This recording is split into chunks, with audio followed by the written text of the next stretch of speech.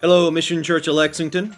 This is Pastor Donovan, and welcome to this week's edition of From the Pastor's Study. I would love to hear from you. If you have a Bible question, a question about doctrine or theology, a question about culture and how Christians can live faithfully in it, how to have an effective biblical worldview, I'd love to hear from you. My email address is pastor@missionchurchlex.org. pastor@missionchurchlex.org. Here's our relevant question for today. Should parents tell their children about Santa Claus? Or what should parents tell their children about Santa Claus here at Christmas time? So picture a child rushing to the tree on Christmas morning, eyes wide with wonder, convinced that a jolly man in a red suit flew through the night, slid down the chimney, and left gifts behind. Now imagine that same child years later asking a harder question. If Santa wasn't real, what else wasn't? For Christian parents, the story of Santa Claus raises an important dilemma. Is Santa harmless, just holiday fun, or does he distract from the truth we're called to teach our children? Should parents protect the magic of Christmas or protect their credibility? To answer that question, we must look beyond the myth of Santa Claus and discover the real man behind the legend, St. Nicholas, and then even more importantly, the man behind St. Nicholas, Jesus Christ. And consider how honesty, faith, and joy can coexist in the Christmas season. So again, although Santa Claus is a mythological character, he is based on, or in part to, a very real Christian from time gone by. His name was St. Nicholas. He was born to a wealthy family. His parents died when he was a young man, and he, instead of choosing to live a protected, wealthy life, he chose to be generous and gave away most, if not all, of his wealth. One of the most renowned and most often telling, some will say, is the basis of what we think about Santa Claus today bringing gifts at night, was in the community that St. Nicholas lived before he was even a bishop. Well, he was still a young man giving away this wealth. That there was a family with 3 daughters, that they did not have the money necessary to be able to be a suitable wife to a man. In that day and time, it was necessary to have a dowry. So 3 consecutive nights, this young man named Nicholas, with this wealth that he had received from his parents after their passing, would put the money through a window into this home, and that made it possible for each of these 3 young ladies to be able to marry.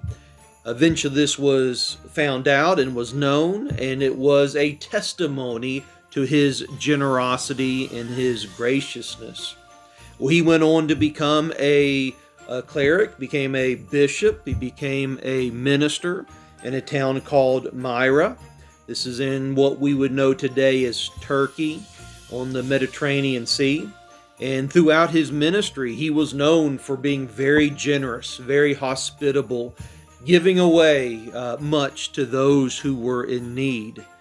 But even after his death, though, this legacy, this mythology about him began to grow and morphed over time. This was all back in about the 4th century. And it became very distorted and sometimes very dark. There were many retellings about how St. Nicholas, even after he had died, he would come back from heaven to be able to give the good boys and the good girls gifts. But then there was also this counterpart, a nemesis, some would call it a Krampus, basically a monster who would punish and would put little boys and girls who were not good in a bag or in a basket and carry them off. It was a fear tactic used there in the Dark Ages to be able to force morality upon the children of the time.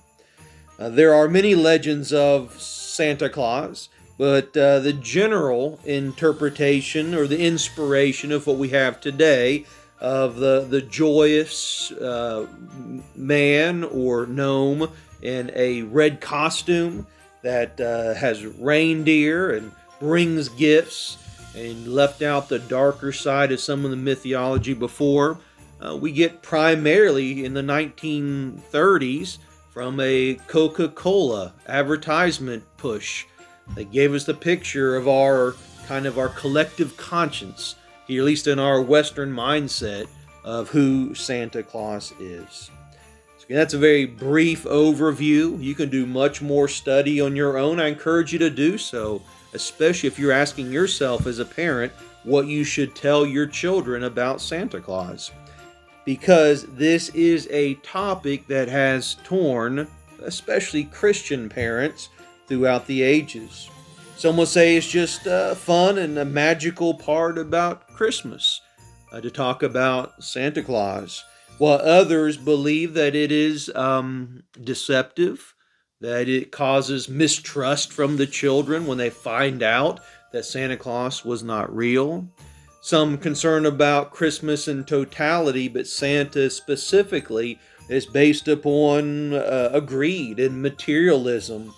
And in reality, we should be using this Christmas season as a holiday to speak about giving, not just getting, about loving, and most importantly, about worshiping Jesus Christ.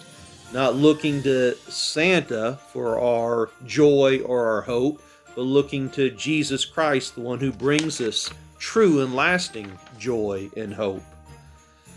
We also, just a practical point, parents should be very wise not to go into financial debt, to be providing gifts and things that they cannot afford in their budgets.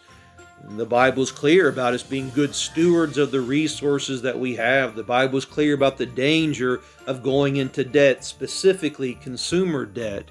And a lot of parents make that mistake at the holidays. They buy so many gifts and go in such an extravagant way that they spend the next months, if not perpetual years, paying off debt from previous celebrations in which those toys are no longer even relevant, broken, gone, given away. That would be an unwise, just practical as well as a spiritual mindset towards Christmas. It's not about the things, so the things are okay. It's about what Christmas should be remembrance of, and that is Jesus, who came as a baby 2,000 years ago to make the greatest gift possible, the gift of salvation. And of course, there is this context and component that telling our children about Santa Claus, who comes at night and comes down the chimney and all these things. Is this a true statement? Is this a lie? Or is it something that is malicious in nature? It's not malicious in nature, but could a child conceive of it as being a dishonesty? And what kind of connections could they make to other things that a parent would be trying to teach their child, specifically, maybe even about the truth of Jesus Christ? We would not want children to connect whatever falsehoods or fun that we give to Jesus or to Santa Claus being transferred to our real teaching and transference of the truth of who Jesus Christ is. 1 Peter 3:10 says, For he who would love life and see good days, let him refrain his tongue from lying and evil, and his lips from speaking deceit. So we want to make sure that we are truth tellers. We worship a truth-telling God, and we as Christians are to be truth tellers. And I think there is some component to this with our children. Now, for full transparency, my children are older. They are adults, basically, 17 and 20. And so, we did Santa and Christmas morning and all those fun things with our kids. But we didn't press it as something that was just unmistakably true. We allowed there to be fun attached to it, but as soon as they began to wonder whether Jesus was real or not, we'd almost kind of give a little wink and say, well, what do you think? What do you think? To make sure that they weren't hearing us trying to convince them of something that wasn't true. We just allowed it to be something fun. However, I also respect those who decide they do not want to do the Santa Claus thing. They want to be forthright in that, and they choose to celebrate in other ways. And then I certainly appreciate those who do hold a little tighter to Santa Claus. But my general recommendation would be this: to be able to have fun with this Christmas festivities, the myth of Santa. Go to the mall, take the picture, sit on the lap, write your Christmas list for Santa, watch the movies, put out the milk and the cookies, do all those fun things, but don't pretend that it's real. Just let it be clear that this is just a fun thing that we do, but it's not the purpose, it's not the focus, it's not the point. The point is Jesus Christ, and these gifts are a remembrance of the gift of salvation. It's a remembrance that our gifts are to be given to one another out of love and kindness and service. So in the Christmas season, don't be overly focused on Santa Claus. If you do talk about Santa Claus, make sure you connect that back to the original, the template for Santa Claus. His name was St. Nicholas, and he was a man who was led by God to live a compassionate, caring life. And the purpose for him doing that, the reason for him to do that, was because he knew God through Jesus Christ. And that is the true reason for this season. So in summary, the story of Santa Claus reveals more than a holiday tradition. It reflects the values parents pass on to their children. While the magic of Santa can spark joy and imagination, Christian parents must weigh that joy against their call to truth, stewardship, and worship. The real St. Nicholas reminds us that generosity, humility, and love for others, not material excess, are the heart of Christmas. When parents are thoughtful and honest, they can celebrate fun traditions without allowing them to overshadow Christ or compromise their children's trust in them. Teaching children that Santa is a symbol inspired by a real, faithful servant of God allows families to preserve wonder while anchoring the season in truth. And again, don't forget, make sure everything about Christmas ultimately points to Jesus Christ. So here's your application. How can you intentionally celebrate Christmas in a way that is joyful and imaginative for children, while still modeling honesty, generosity, and a Christ-centered faith that builds long-term trust? There's the question and the answer to what should parents teach their children about Santa Claus. If you have questions for me about this, I'd love to hear from you. If you have other questions you'd like for me to answer, again, I'd love to hear from you. pastor@missionchurchlex.org. Again, that's pastor@missionchurchlex.org. In conclusion, I would love to extend an invitation to you to come worship with us at the Mission Church of Lexington. We have services every Sunday morning at 9 o'clock and 11 o'clock. We also have a midweek Bible study on Wednesdays at 6:30. Programming available for all. You can find out much more about the Mission Church of Lexington at our website, missionchurchlex.org. missionchurchlex.org. Look forward to seeing you Sunday morning. Between now and then, always remember to live on mission. God bless you.